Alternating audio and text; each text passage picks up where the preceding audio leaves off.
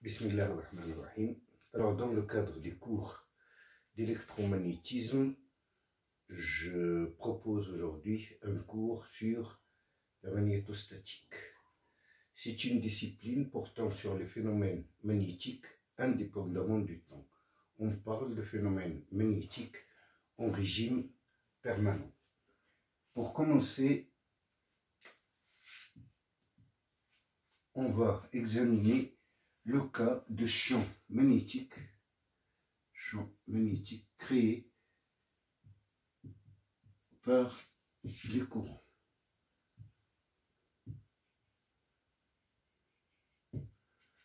La loi de Biot et Savart me dit que Biot et Savart me dit que un courant infinitésimal, si j'ai un courant filiforme parcouru, si j'ai un circuit filiforme parcouru par un courant I, sur lequel je vais prendre un élément infinitésimal TL, cet élément va créer au un point M distant de R un champ magnétique élémentaire dB, qui est donné par la formule dB égale mu0 I sur 4pi TL vectoriel R sur R3. Bien sûr, si je dois calculer ce champ pour un circuit entier, gamma par exemple,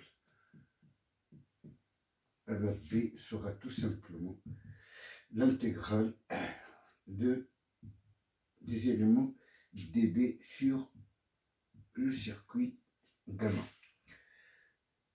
Cette loi est très importante par le fait qu'il nous donne le champ magnétique en fonction de l'élément créant ce champ idéal et de la distance à laquelle je vais calculer ce champ.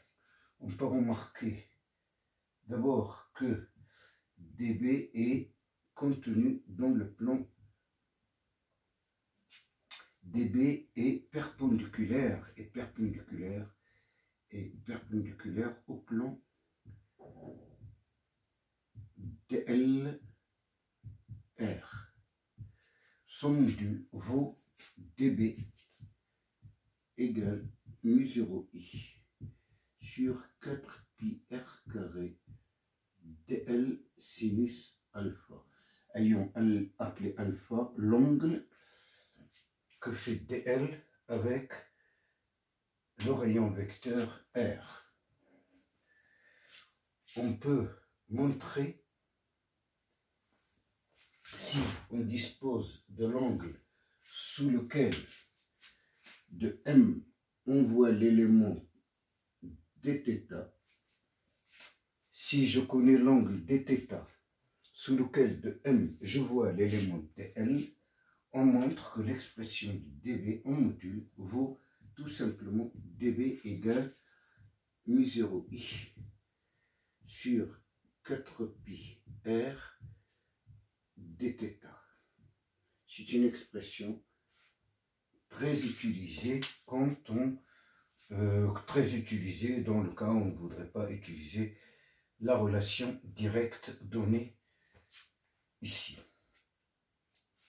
Alors, le champ magnétique créé par les courants, ces courants, évidemment, comme je l'ai fait ici, peuvent être des courants filiformes, mais ça peut très bien être des courants volumiques, auquel cas on arrive à montrer que le champ élémentaire créé par un courant volumique, au lieu de s'écrire IDL, eh ben, ça va s'écrire JDV, J étant la densité volumique du courant.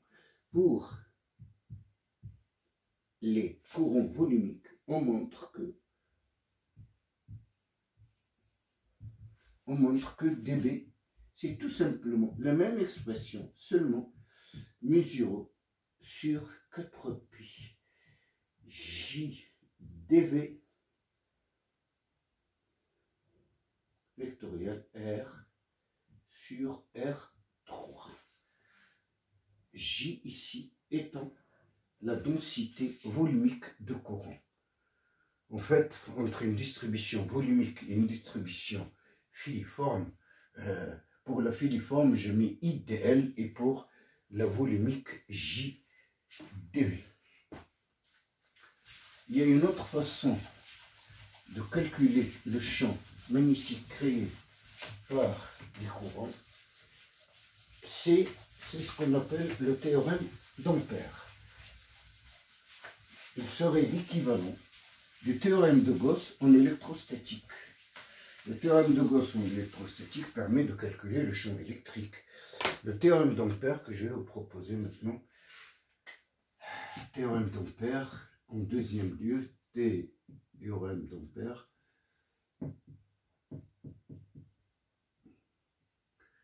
c'est un autre moyen de calculer le champ d'induction magnétique créé par des courants. Mais auparavant, je vais vous proposer une convention qui nous permettra de bien comprendre ce théorème.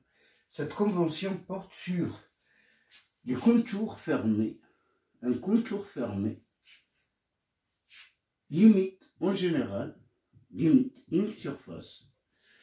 Ce contour, on va lui donner une certaine orientation de façon arbitraire. Cette convention, la convention dont je vais vous parler, me permet de déduire le sens de la normale à partir de l'orientation du contour par la règle du bouchon.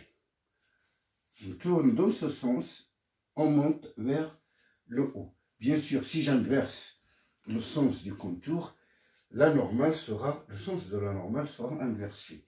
Là, j'ai parlé des surfaces limitées par le contour, mais on peut très bien parler également de surfaces s'appuyant sur un contour.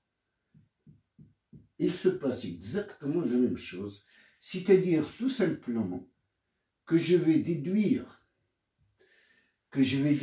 le sens de la normale à cette surface s'appuyant sur ce contour par la règle du bouchon, c'est-à-dire ici exactement le même cas.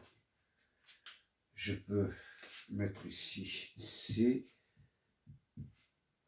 et là S, la surface, ou limitée par le contour ou s'appuyant sur le contour.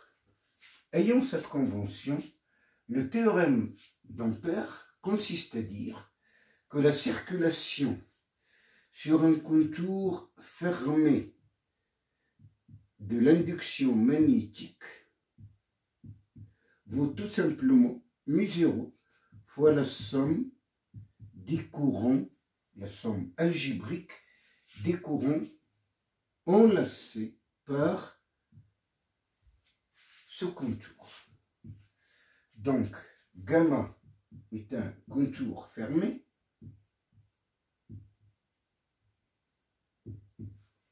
et l'enlace, voilà, je vais le présenter ici, voilà gamma, c'est un contour fermé, orienté, l'orientation étant a priori arbitraire, j'en déduis le sens de la normale. Et je regarde les courants enlacés. Imaginons que dans cette région de l'espace, j'ai un courant I1 ici, un courant I2, I3 et I4, par exemple. Si je dois appliquer le théorème d'Ampère dans ce cas de figure, il me dit que la circulation de B le long de ce contour fermé est égale à μ0 fois la somme algébrique. Le mot algébrique ici indique tout simplement que si le courant va dans le sens de M, il sera compté positif, comme ici I1, comme ici I1, I3, I4, et il sera compté négatif s'il est dans le cas contraire. Et la somme ne concerne que les courants enlacés, entourés par le contour gamma. Dans ce cas de figure, j'aurai ici son DI égale tout simplement I3 plus I4 moins I2. Ici tout, puisque I1 n'est pas enlacé par le contour, donc il ne sera pas compté. Il ne sera pas compté. À partir de ce moment-là, on verra que c'est un théorème qui est très très puissant et qui nous permet de calculer très rapidement l'induction électromagnétique créée par des courants.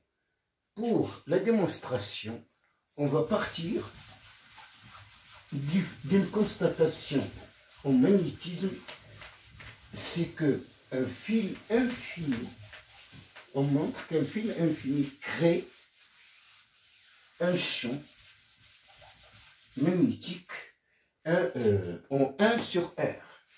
On montre, alors démonstration.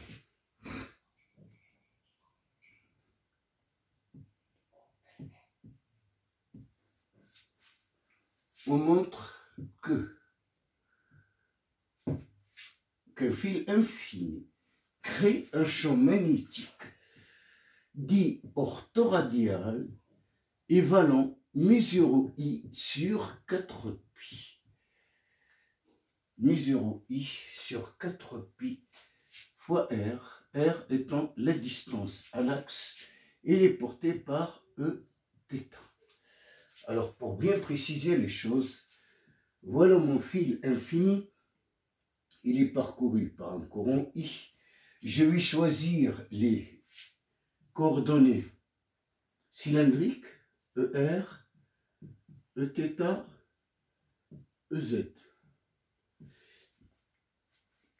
Si je calcule, on montre que si je calcule le champ d'induction magnétique en un point M, situé à la distance R, ben en fait, ce champ magnétique, il est orthoradial, ça veut dire qu'il est porté par Eθ. Alors, je vais refaire un peu ce croquis.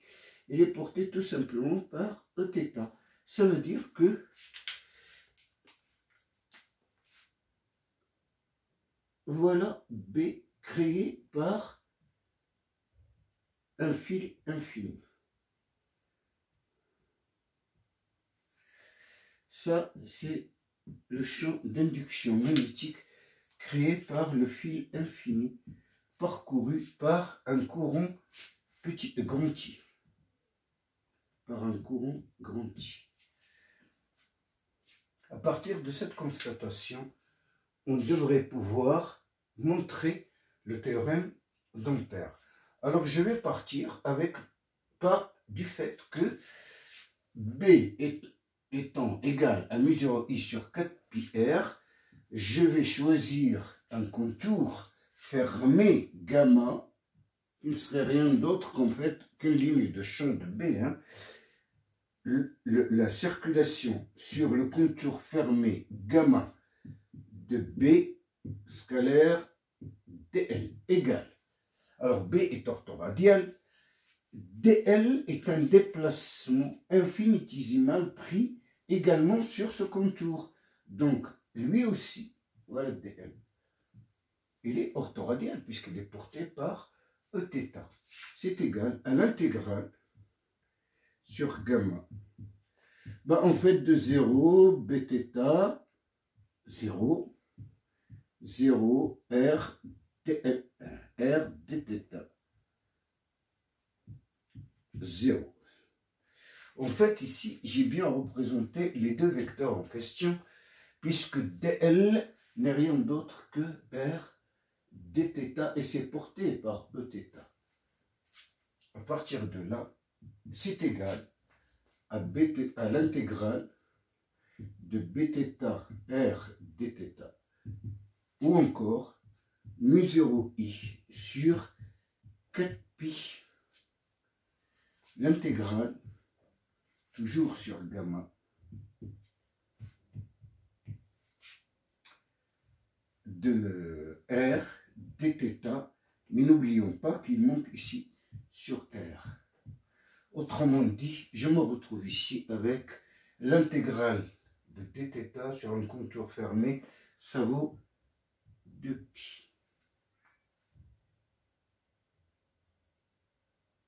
Ça vaut 2π.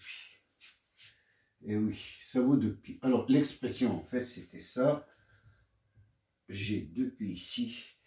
Et regardez bien ce qui se passe. J'ai 2π qui vont être simplifiés dans cette expression. Et on obtient mi0i CQFD. Voilà, c'est une démonstration très rapide et très simple, juste pour avoir une idée sur ce théorème d'Ampère, qui est un théorème très important. Il est aussi valable pour les circuits filiformes que pour les circuits volumiques.